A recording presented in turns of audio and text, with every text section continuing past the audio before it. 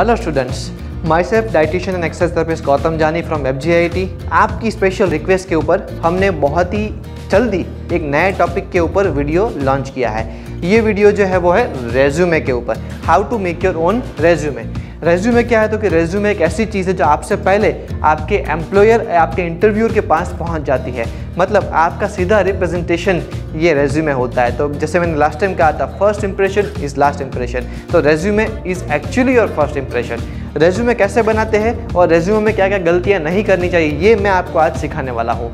Resume जो है वैसे तो कई तरह से आपके मिलते हैं, लेकिन हमें जो रेज्यूमे बनाना है वो रेज्यूमे ऐसा है जो नीट एंड क्लीन होगा, जो शॉर्ट एंड स्वीट होगा, जो डिफाइन होगा, आपके प्रिंसिपल्स और आपके गोल्स को रिप्रेजेंट करता हुआ, ग्राफिकल रिप्रेजेंटेशन के साथ होगा, चार्ट्स के साथ होगा, डेटा के साथ होगा, अटैचमेंट के साथ होगा। जो रेज्यूमे अगर आपने किसी को भेजा तो आप 50 लोग हो, 100 लोग हो या 500 लोग हो, सभी में से आप बहुत ही अलग करके आएंगे और ये अलगपन ही आपको जॉब दिलवाने में या आपके बिजनेस में, करियर में आगे बढ़ने में आपको बहुत हेल्प करने वाला है। तो वीडियो पूरा देखिएगा। If you appreciate the video, please subscribe button को क्लिक कर दीजिए, बिकॉज जब भी कोई नया वीडियो आता है फिटनेस इंडस्ट्री के रिलेटेड तो यहाँ पे हमारे नोटिफिकेशन आप तक पहुँच जाएंगे।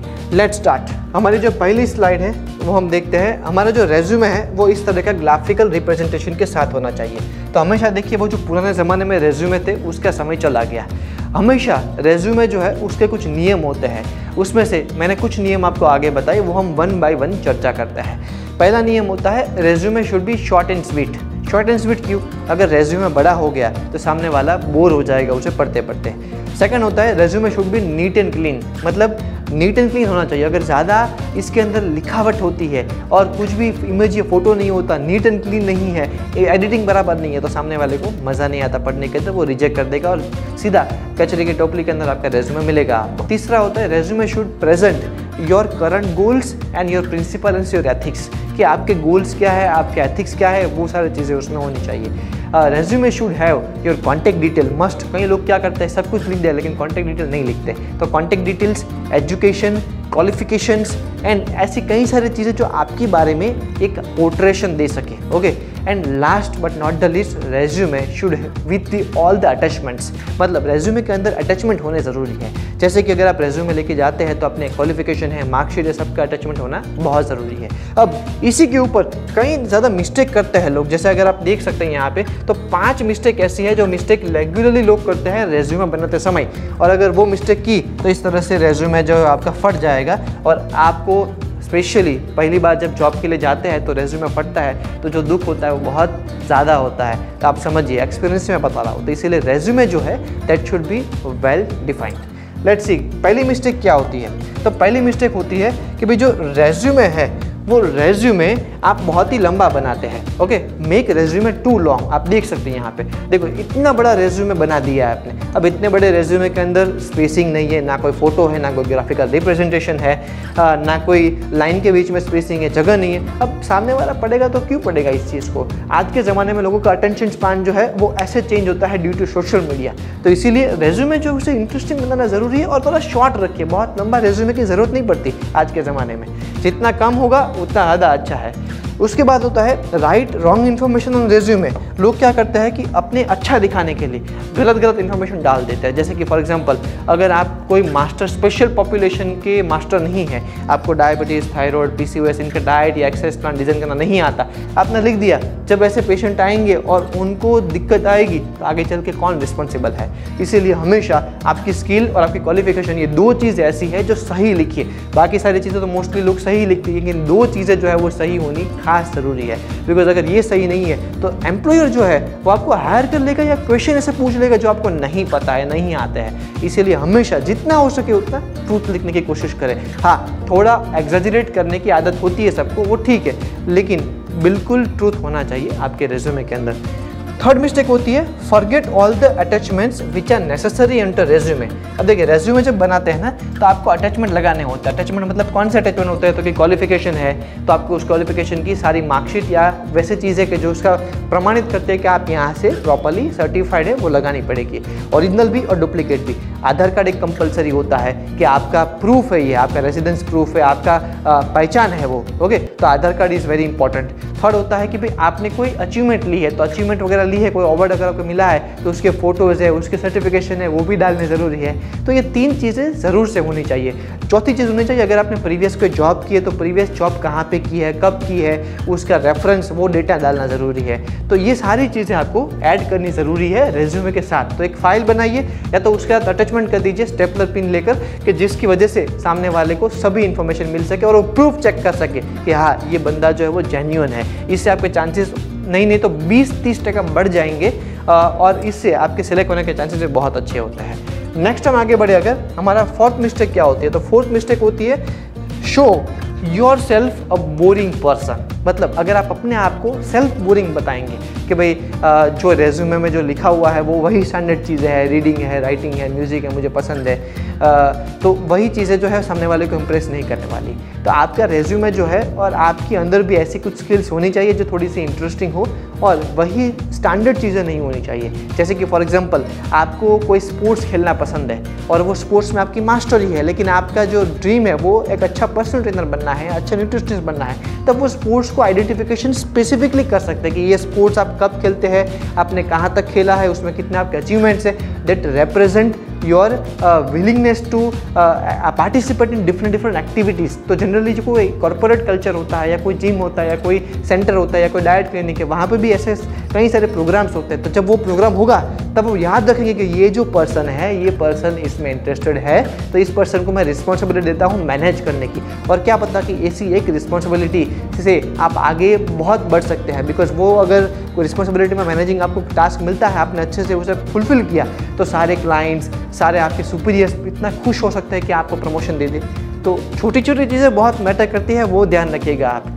नेक्स्ट हमारी जो मिस्टेक होती है वो मिस्टेक है कि भाई answer the same thing written in the resume और इंटरव्यूज़। ओके, अब फॉर एग्जांपल अगर आपके रेज्यूमे में कोई, आप इंटरव्यू में जाते हैं, आपको कोई क्वेश्चन पूछता है कि भाई tell me something about yourself, तो आप ये बोलेंगे कि आपका नाम ये है, आपने यहाँ से क्वालिफिकेशन किया, तो वो तो ऑलरेडी आपने रेज्यूमे में लिखा हुआ है, वो सामने वाला क्यों इंटरेस्टेड रहेगा। अब उसके आंसर में आप कुछ ऐसा बोल सकते हैं कि भाई मेरी ये अलग से स्किल है, या मैं ये करना चाहता हूँ, मेरे ये गोल्स है, प्रिंसिपल्स है, जो रेज्यूमे में नहीं लिखा हुआ है, बाकी सब तो मैंने रेज्यूमे में लिख दिया है, तो आप वहाँ पे चेक कर सकते हैं। तो इसे स्मार्ट आंसर बोलते हैं। तो रेज्यूमे जो है उसमें आपकी ज़रूरत की चीज़ें होगी, लेकिन जब इंटरव्यू में जाता तो रेज्यूमे नहीं पढ़ना है आपको। तो ये टॉपिक भी याद रखिए। प्लस इसका बेनिफिट ये कि आप देखिए, मैंने ये स्पेशली चूज़ करके फ़ोटो लगाया है। यहाँ पे देखिए ये रेज्यूमे कितना अच्छा डिज़ाइन किया गया है। ये यहाँ पे इनका फ़ोटोज़ है, क्यूरियोसिटी जनरेट करने वाला। उसके बाद देखिए यहाँ पे सामने वाला पर्सन जो है उसकी स्किल्स है, वो स्किल्स यहाँ पे स्किल सेट दिए गया है, उसका कितने साल का एक्सपीरियंस है वो यहाँ पे दिया गया है, उसका जो कॉन्टैक्ट डिटेल है वो दिया गया है। तो ये बनाना आपको क्या लगता है कि डिफ़िकल्ट है? बिल्कुल भी डिफ़िकल्ट नहीं है, इट्स वेरी ईजी। मैं आपको बताता हूँ ये कैसे बनता है। फॉर एग्जांपल आपको आजकल ऑनलाइन कई तरह वेबसाइट मिल जाएगी जहाँ पे ऐसे resumes directly as a template ready होंगे। जैसे कि फॉर एग्जांपल यहाँ पे जो नाम है वो नाम आप चेंज कर सकते हो टाइप करके वेरी इजीली। ये जो फॉर एग्जांपल स्टैटिस्टिक है, जैसे कि ये स्टैटिस्टिक है, जैसे कि ये स्टैटिस्टिक है, ये आप चेंज कर सकते हो। जैसे कि फॉर एग्जांपल यहाँ पे फोटो है तो फोटो आप चेंज कर सकते हो। इसके लिए एक वेबसाइट है जिसका नाम है canva.com। ओके, canva.com जो है वो एक ऐसी वेबसाइट है जो वेबसाइट आपको परमिशन देती है अलग अलग ऐसे टेम्पलेट्स को चूज़ करके उसमें टाइपिंग एंड फोटो अपलोड करके चेंज करने की। तो इट्स वेरी ईजी, 5 मिनट लगते हैं रेज्यूमे को बनाने के लिए। तो आज के समय के अंदर आपको रेज्यूमे डेवलप करना it's not that difficult. It's about कि भाई आप यहाँ पे जाके अच्छा टेम्पलेट सेलेक्ट करें, टेम्पलेट सेलेक्ट करने के बाद अपनी इन्फॉर्मेशन और अपने फोटोज़ वगैरह जो है वो प्रॉपरली उसमें ड्रैग एंड ड्रॉप करें एंड डाउनलोड कर ले।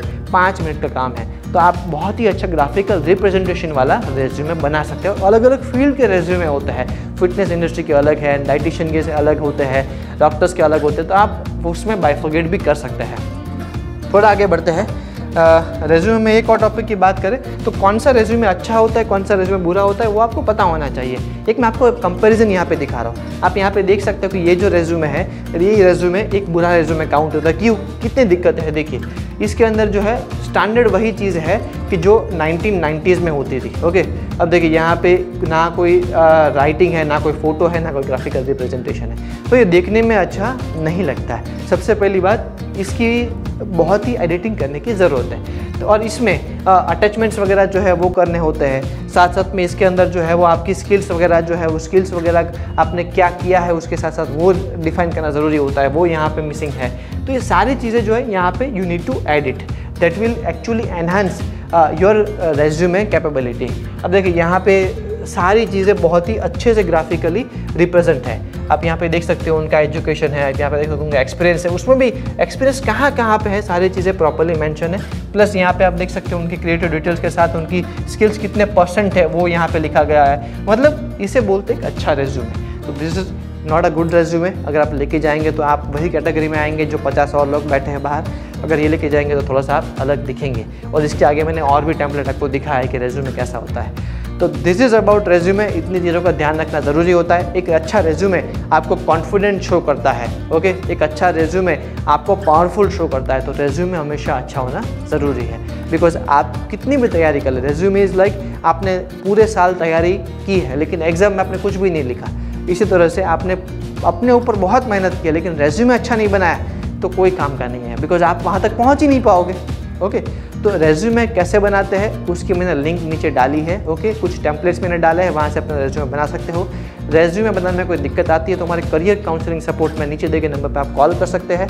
अगर आप फिटनेस इंडस्ट्री में है, हेल्थ इंडस्ट्री में है, डाइटिशियन या ट्रेनर है, आपको जॉब चाहिए तो जॉब के रिगार्डिंग हमारा ट्रेनिंग एंड प्लेसमेंट सेल है, सेम नंबर पर आप कॉल करो। आपको जॉब प्लेसमेंट के रिगार्डिंग भी, करियर काउंसलिंग के रिगार्डिंग भी हेल्प मिलेगी। हमारे नए batches dietitian and personal trainer के आ रहे हैं मार्च महीने में ऑफलाइन। अब तक ऑनलाइन आ रहे थे, अब ऑफलाइन आ रहे हैं। और वो वीकेंड बैच है, स्पेशली अगर आप डॉक्टर है, सीए है, अगर आपको एजुकेशन कंसल्टेंट है और आपको फील्ड चेंज करनी है, you can not spend time on week days, तो आप संडे को आ सकते हैं वीकेंड में और वहाँ पे टाइम स्पेंड करके हमारे साथ कनेक्ट हो सकते हैं। That will actually give you best slot morning 10 o'clock से लेकर इवनिंग 5 o'clock तक। और ये होता है मिनिमम 3 से 6 महीनों तक, डिपेंड अपॉन आपका कौन सा कोर्स है। तो आप आइए, डिप्लोमा कोर्स करिए, वीकेंड बैच में कनेक्ट होइए। तब तक के लिए नेक्स्ट वीडियो के लिए अगर आपको लगता है कि कोई कमेंट आपको करनी है तो कमेंट करिए कि कौन से टॉपिक के ऊपर वीडियो चाहिए, हम उसके ऊपर बनाएंगे। Thank you so much. Signing out, dietitian and exercise therapist Gautam जानी फ्रॉम FGIIT।